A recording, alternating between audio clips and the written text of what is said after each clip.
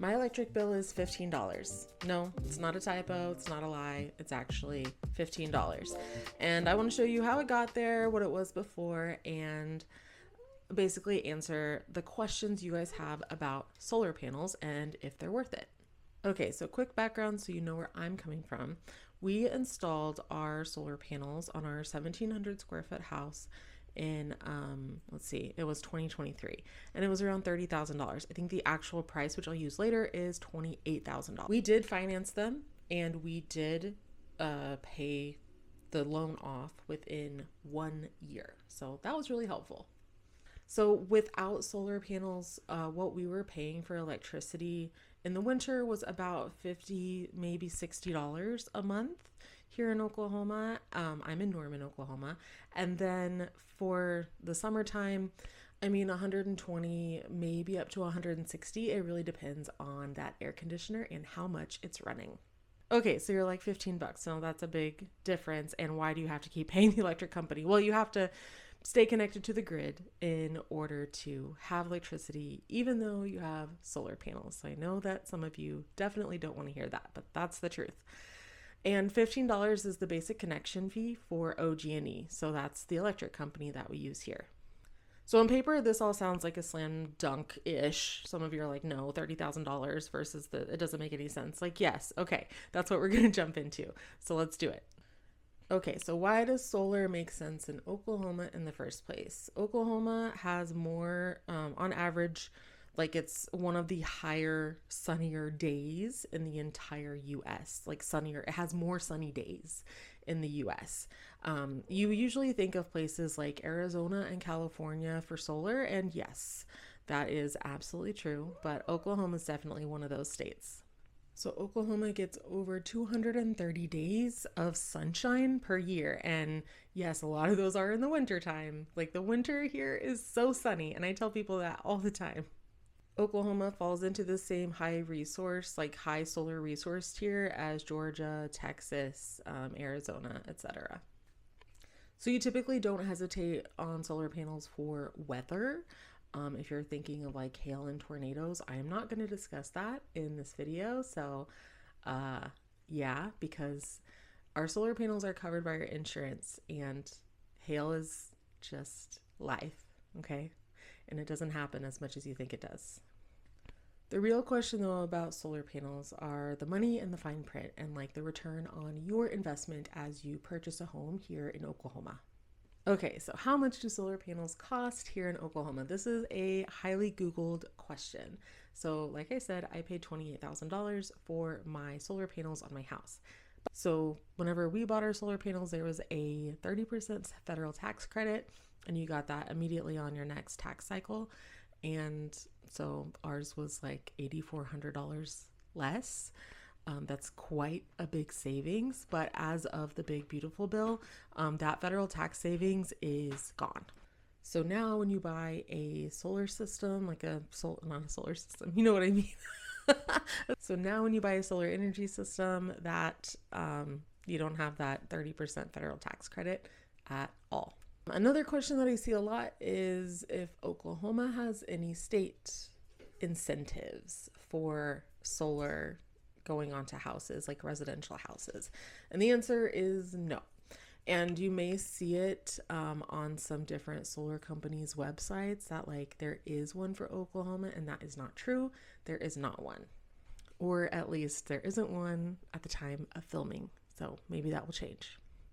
What Oklahoma does have to offer is net metering. So OG&E, PSO, like these energy companies, they have to offer it. Basically, whenever you're making more power than you're using with your solar panels, that amount gets credited back to you.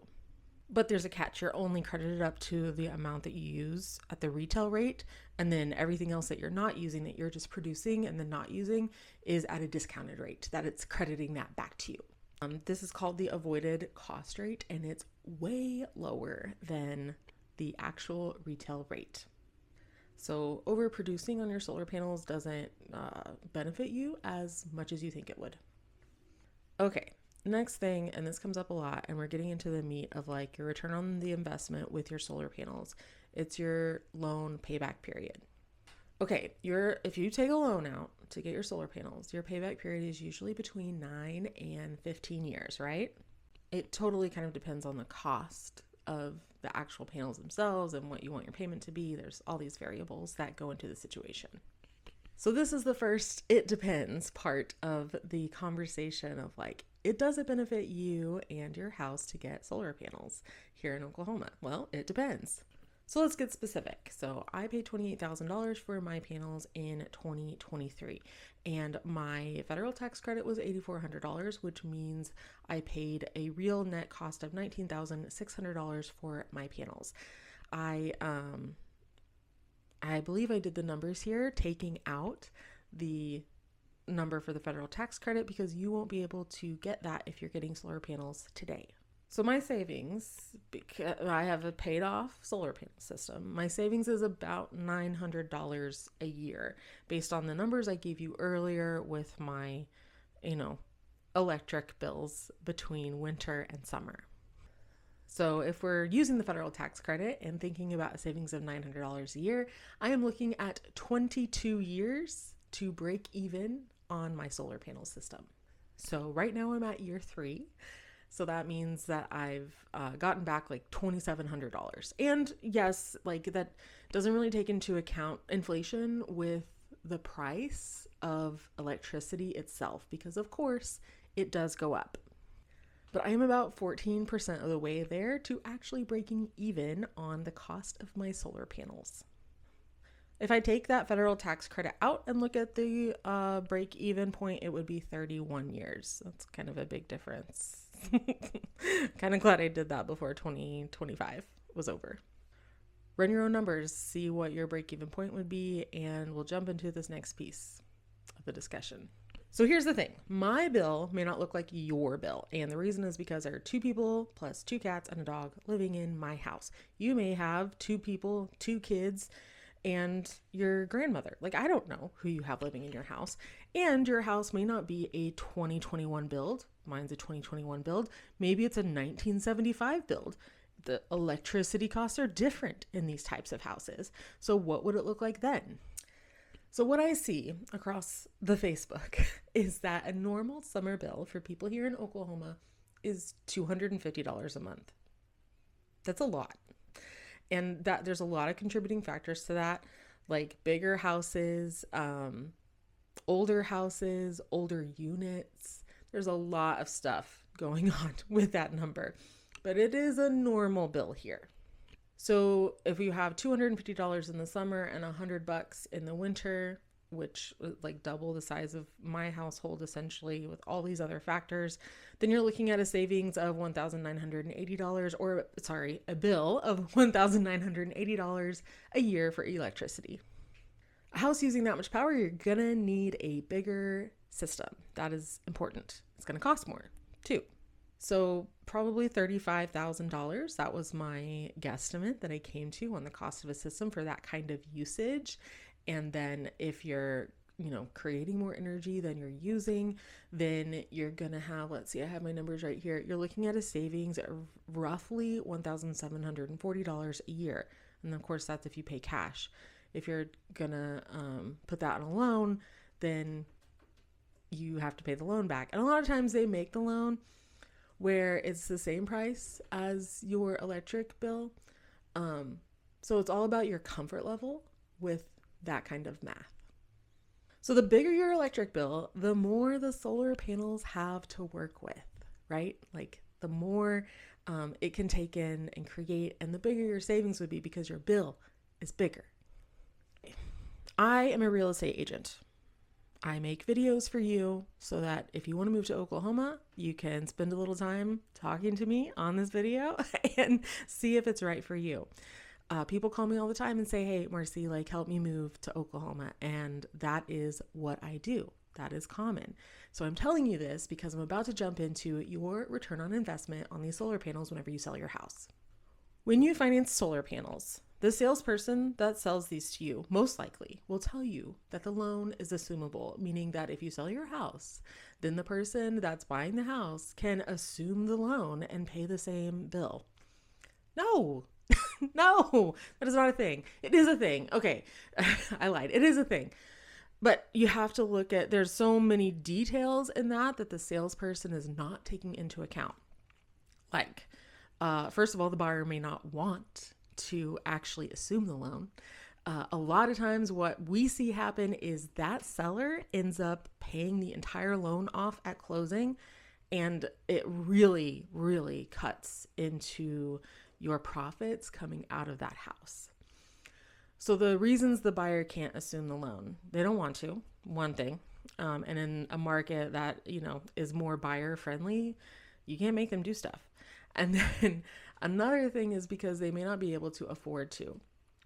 You see, whenever you assume a loan, they still run your credit. They still make sure your DTI, your debt to income ratio, is correct. And sometimes, a lot of the time, what we see is that whenever someone goes to assume a solar panel loan, then they can't afford the loan for the house because their debt to income ratio then becomes too high. Like I said, this can seriously cut into your profits on a house. So another thing that salespeople will like to tell you is that solar panels increase the value of your home. Solar panel companies, they love to say yes to this. Oh yeah, of course it does. Well, sometimes, and usually not as much as you think. So how does this work? If you're in your forever home, like you're going to stay there and you're going to use those solar panels for 20 years, yeah, probably you're going to get the full usage out of these things, and you're going to feel like, you had your total return on investment, and you're not going to feel that crunch at the closing table whenever you go to sell that house. But let's say you're only planning to stay in your home for 5 years. And, at year 1, you put those solar panels in, and then year 4, you still have 9 years left or 11 years left to pay on those solar panels. Well, maybe the buyer doesn't want to assume the loan. Maybe you don't have enough equity to pay the loan back. I'm seeing this happen a lot. So these are things to take into consideration as you are putting solar panels on your house. So how much do solar panels actually increase the value of your home? The studies say 4 to 10%. So of course, this is going to depend on the size of your home. And where it is, location. And also, appraisers don't really give value to solar panels unless they can compare your home to another home that has sold that also had solar panels. So that's something that the solar panel companies, they don't tell you that piece. And I see it all the time that people want more for their house because they have solar panels, but buyers aren't willing to pay it because they don't see the value in it the way that you do as the seller. So here is my honest verdict. Is question of solar panels is going to depend on 3 things. And the first one is, how long are you going to stay in that house? Because if you're not going to stay in that house more than 5 years, then do not put solar panels on your house, please. Unless you just I have to have these, I'm going to pay cash, okay. And be aware that when you go to sell this house, that you may not make the money that you want back on it, okay? Number 2, how are you going to pay for it? If you are taking out a loan and you can't afford to pay off that loan before you sell the house, then maybe don't get solar panels, because you can't guarantee that a buyer is going to want to take that cost on, of course.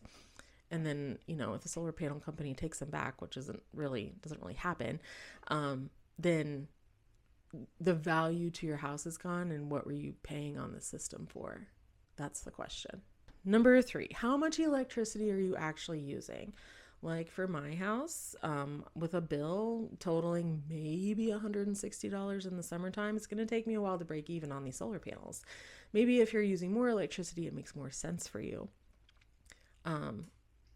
There are so many different reasons why you could want a solar panel system to have solar for your house. But when you have more need for more electricity, you're going to have a bigger return on your investment, essentially. So something to keep in mind and something to do the math on. For us personally, like, I love it. It worked out great. One thing, and this is going to sound nuts, but like, I open a window almost every morning. My cats really like to hear and look out an open window, and I can leave it open for 30 minutes, even whenever like it's 100 degrees outside. And yes, the air conditioner's running, but like, I have solar panels and they are fully paid for, so that doesn't really bother me very much.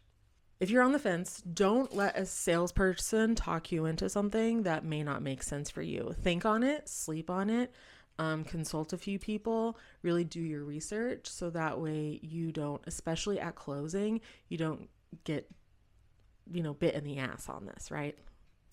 If you're weighing solar panels or you have them, I'd love to hear your comments. You can drop them below, and I would definitely watch this video next.